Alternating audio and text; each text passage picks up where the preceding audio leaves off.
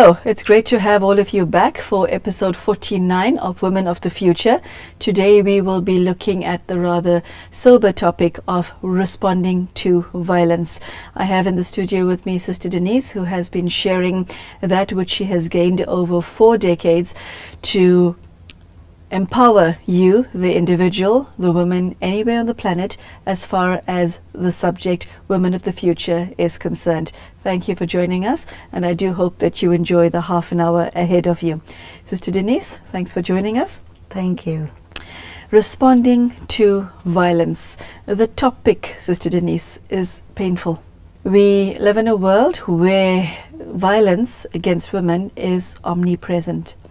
And many a time a woman finds herself living in a society that is totally ignorant of her plight and turns a blind eye and actually encourages violence towards women. Yes. So how does a woman protect herself? Well, it's quite a big thing, but you know, I can speak from my own experience. I remember one time a young man decided to grab me by the throat with the intent to cause serious harm. And, you know, my intuitive response to that was to just go completely still and just look at him. And he just couldn't do it. He just let go and went away.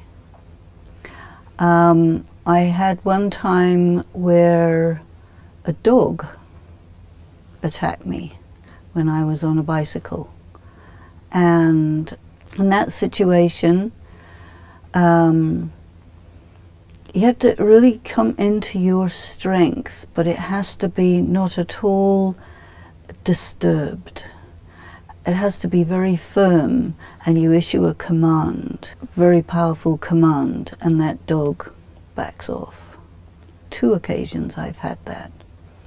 I've been in a situation with bears. Bears are dangerous, but you know, the same thing. You really have to be in your silence. So that's me. Other people who I've spoken to about this, one who was kidnapped. You know, men who do violence against women get a rise out of the woman's fear. And when she is in her power and in her stillness, they don't know what to do. And there are just so many anecdotal instances of this. The kidnapped person just remained in absolute quiet and calm, you see. And the kidnapper said, why are you so calm? I can't take this, you better go. So that's good. A young man who was attacked by some relatively drunken louts just said, okay, do whatever you do whatever you want to do, and they just, you know, went away. So there's something about being in your quiet, in your stillness, not getting into your fear, which absolutely disempowers the energy of the predator, you see, and they just can't function. I had another experience where I was in a communal riot, and I was also very much in my own calm and not particularly involved in what was going on. I just happened to be there, and I observed that none of the people who were in that frenzy could actually see me. It was a very strange thing. And it helps me to come up with some sort of like a spiritual law which says that you can only be harmed when you're on the same wavelength as the wavelength of violence, you see. And what happens very often in domestic violence is there's bickering.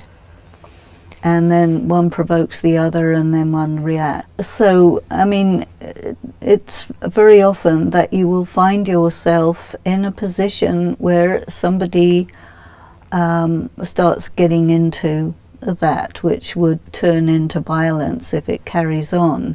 But I think your spiritual practice really helps with that, because it tells you, you know, you decide what shall be the atmosphere. You can establish the calm. If somebody wants to provoke you, you really don't have to go into that game. And if you apply these things, you can actually go quite far in neutralizing a potentially dangerous situation.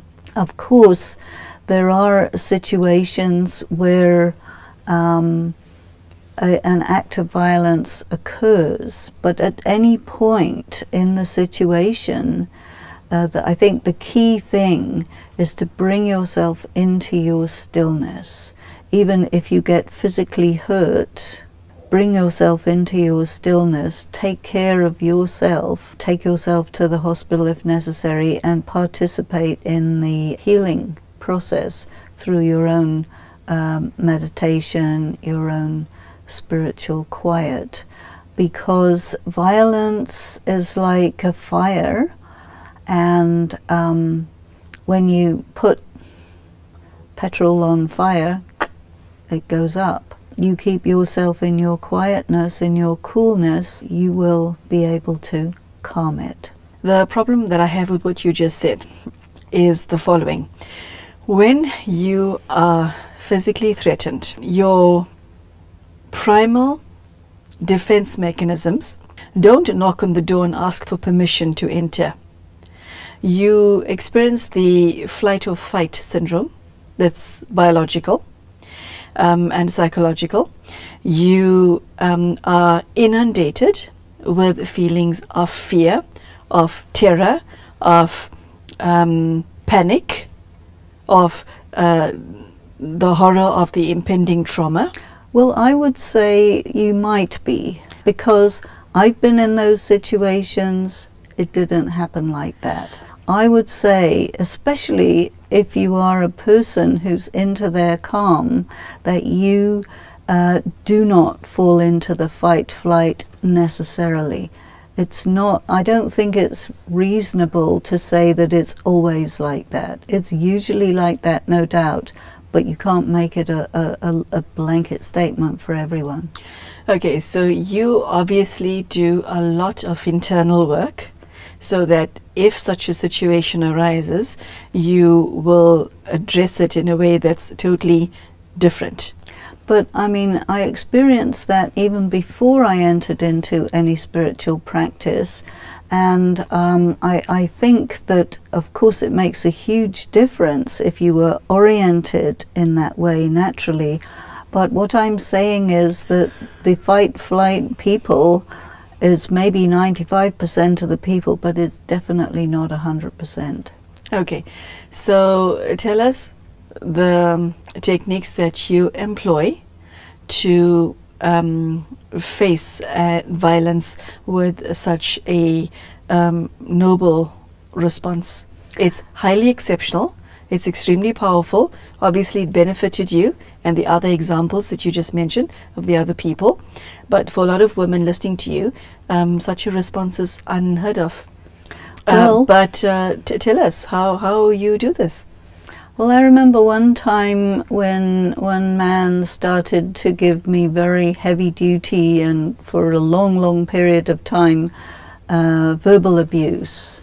You know, and I just looked at him for however long it was, maybe an hour or so, and at the end of it, you know, have a nice day, I'm not interested in what you said. And the energy of the violence, when you don't get into it, it goes back to where it came from, and the person is pretty much disempowered. And I think that it's a very learnable technique, which anybody, you know, we say, okay, women should learn self-defense techniques. They can learn this as well. It's very easy. Okay, would you take us through it? You obviously, Sister Denise, have the wherewithal to do this. Tell us how it is that you do this. Well, I think a lot of it has to do with the whole thing of fear. Mm-hmm. And I also think that a lot of women are violated by their parents, school teachers or whatever, which predisposes them to get violated in their adult life. And they get slighted, they get verbally abused, etc., and so forth. And you predispose a girl to expect to carry on being violated for the rest of her life, and that is a form of socialization. It doesn't have anything to do with her original nature. So that's a part of the patriarchal legacy. I mean, if you look in the Christian Bible, you see spare the rod and spoil the child, and I say if you use that rod, you most certainly spoil the child. You don't do that, that child has a chance, So a lot of parenting techniques that people have learned from the patriarchal system are forms of child abuse. And it's a person who is used to being abused who can carry on getting abused, And so I think, when I was working with people who grew up in the inner city and who were, classified as criminals before they're even out of their cradle and treated like that, that will make a person perform in an antisocial way. But you start to treat people as your equal, it changes things, So I'm very interested in having a response to violence by really addressing and challenging the norms that our basically violence-oriented society has considered as proper ways to deal with people from childhood. I think that to define a person as fundamentally peaceful, whether male or female, is a very important piece of information to put across. Take us through your protection techniques. I don't know if you call it that, but take us to the inner work that one does to respond in such a way to violence. How do you do that? What do you do? Well, it's about fear, not afraid of pain. Do you teach yourself that, Sister Denise? You can decide that. Almost everyone listening to you, male and female, is afraid of pain. It is a natural thing. Well, it's also, people have been encouraged to be afraid of pain. The pharmacy is full of pain medication, and anytime any little thing happens, and it makes people a bit weak around pain. But because you can be controlled by threat of pain, emotional pain, physical pain, whatever. And I remember even as a very young child, when any kind of violence was sent in my direction, I would immediately adopt the attitude that don't you dare think that you can take control of me. Don't you dare. Even as 4-year-old, 5-year-old, don't you dare. This was inside, And so it makes it very difficult to get a person to submit and succumb because of the attitude. And also taking a risk. What risk is this? Well, a risk will be, if you tell your parents what I did, I'm going to come along and kill you. So then they don't tell their parents. But if they take the risk to tell their parents, you're actually better off. And also, you see, nowadays there's so many stories going on about how previously everybody thought the child made it up, but now they don't think that anymore. And so the story that is given to children is, if something happens to you, speak up. If there's any aggression going on, speak up. This is a new story that's being told, that's very recent. And I think that's very healthy You see, because previously everyone was following this idea, this story, that children are natural born liars. Sure. You see, and now we're seeing that, excuse me, that has permitted child abuse to persist. It has permitted spousal abuse to persist. Oh, she made it up. How is this possible? How could I possibly do that? Excuse me. There's too many examples of how that little idea, you cannot buy it. I mean, it all started with Freud, didn't it? We're talking here about prevention being better than cure, isn't it? So that when violence comes to you, you deflect it, rather than being a passive victim. Definitely. Okay, so fear and changing one's attitude. What else? Speaking up. Okay, you have to speak up, you see. And I think that there is already a big shift, at least in modern Western society, that the social norm of violating people that used to be condoned is no longer being condoned. I think that you know, young people are not buying into the idea that children are liars and women don't tell the truth and they're hysterical and they make it up. All of that went out with the 19th or 20th century, and I think now there's so much extremes of violence that go on, and so much, you know, CCTV and mobile phone photographs and this and that can be done immediately, that there's too much evidence to show that people who used to get away with it can no longer get away with it. So the thinking about it has changed, and there's anger management courses going on, and I think people are really looking at the whole issue of violence in a new way, which I think is very healthy. Okay, now Sister Denise, we have a number of women who are observing you right now, who have already been the victims of violence, and although the incidents may have happened 40 years ago, 35 years ago, yesterday, they're still carrying the remnants of the trauma with them, obviously, because it's it has that deep an impact. How does one come back from that?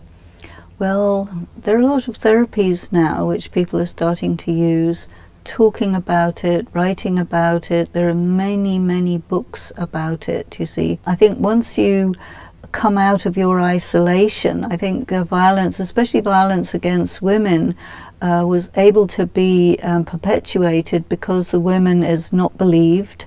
And socially, you know, if you appear with bruises all over, oh, what happened? Oh, well, I fell off a chair, excuse me, you know. But now women are prepared to say, no, this person did this. Or you go to hospital, how did this happen? No.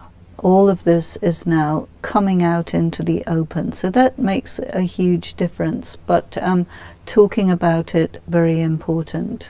Now there are, you know, hotlines, anonymous phone calls that you can make to get help, and I think that the big thing that's important is that the social attitudes towards women getting violated are shifting. In what way? That the society doesn't condone it to the extent that it did before. And there are many parts of the world where it does, but you see, I think the media is helpful in this, that when women are violated, it will pick that up and it will say, look, this is happening. And then it starts to become part of the debate. It's on the social media and so on. Now there are apps for women that if they're in danger, they can, you know, punch in, key in a number, and there's friends who are at the ready to come and help if anything happens, so that you don't have to rely on a police force. You know, and the police force even is getting new ways of looking at violence, you see, because otherwise there are just endless stories of women who go for police protection and they get rejected, thrown out, or even more violated because the police force was part of the misogynistic patriarchal culture, but that has not been allowed to persist. You see, there's just a lot of work going on in this direction, and a lot of women speaking out publicly, which allows others who previously were dead terrified to speak out because they would get not believed. They are now beginning to speak out because they are getting believed. I'm not saying everything is sorted out by any means, but things are going on which are very positive in that direction. There are, unfortunately, women watching you who somehow feel that they're responsible for the violence that was inflicted on them. Self-blame is very much part of the psyche of a victim, especially if the violence was inflicted on the person as a child. Those quiet moments where it's just you and the darkness, there's voices in your head that convince you that you deserved what happened to you. So many fall into this category. Well, I think the important thing is it starts with child abuse, because if this doesn't happen when you're a child, you aren't going to feel to blame. But you see, the way a girl child is socialized is she is predisposed to expect, you will be treated badly, and that's because you're a girl, and women don't have any value anyway, so it's okay, and you just tolerate it. You see, this is a message that is overtly given, and it is being challenged in many places by many people. And so we're really looking at child abuse, abuse of people who are lower in the social structure. Just recently we had a whole examination of how there have been cover-ups of abuse and murder and destruction of indigenous women in Canada and other parts of the world, and the society is waking up to the fact that, and I think perhaps taking responsibility, that as long as we carry on with these misogynistic patriarchal attitudes, we're accumulating a lot of sin, and we're responsible. So the fact that this is coming out is, I think, really good, because it's making people have to really think about how they behave towards young girls and babies and women. And of course, on the other hand, you still continually hear of extreme violations, but I think it's better to hear about it than have it covered up, because when you hear about it, you have to deal with it. Yes, it places a sense of responsibility on society to act, not just one person, but society as a whole. Yes. Okay. Sister Denise, you did mention this at the beginning of today's talk. How does one invoke the assistance of the divine in self-protection? Well, yes, it's very important, because I was talking to you about when you're in your power, when you're in your silence, it is strong enough to stop a male aggressor from touching you. And even there are many stories of how a woman can go into her connectedness with God, and that man will just see a ball of light and be terrified and run away. And that's what happens when you are taking the help of God. God will help women in danger. But if you're practiced, you can actually do what you have to do to get into that state of connectedness. Yeah, so what you were saying is you don't wait for the day for that event to hit you. No, you practice. You practice from now. Yes. Okay, so you accumulate power every day, you change your attitude every day, you reduce, you deal with your fear every day. Not just you deal with your fear, you make yourself powerful, you make yourself luminous, you make yourself disappear. you make yourself light. These are things that are absolutely possible and is a very good defense. That's quite something. So if you heard something today that you've never heard before, well, welcome to Women of the Future. Sister Denise has taken a very sober topic and she has afforded us the opportunity to address a very prevalent issue of violence against women and responding to violence in a very refreshingly powerful manner. Sister Denise has shared techniques that have worked for her and other women that she's encountered to come into your power at the time that you're perhaps facing an act of violence, how you empower yourself, how do you take help from the divine. And what I particularly liked is that she places the power back in your hands, you, the woman. She places it in your hands and you are not a victim. I think that is the deepest message I took away from today's talk, is that you are not a victim. Very, very powerful message. And the best part about it is that it's something that you can start practicing now, because you never know what's going to hit when. So I do hope that you are able to take something from today's talk that you previously didn't consider and make it part of your daily life. Thanks so much for joining us, and thank you, Sister Denise. Thank you. Goodbye.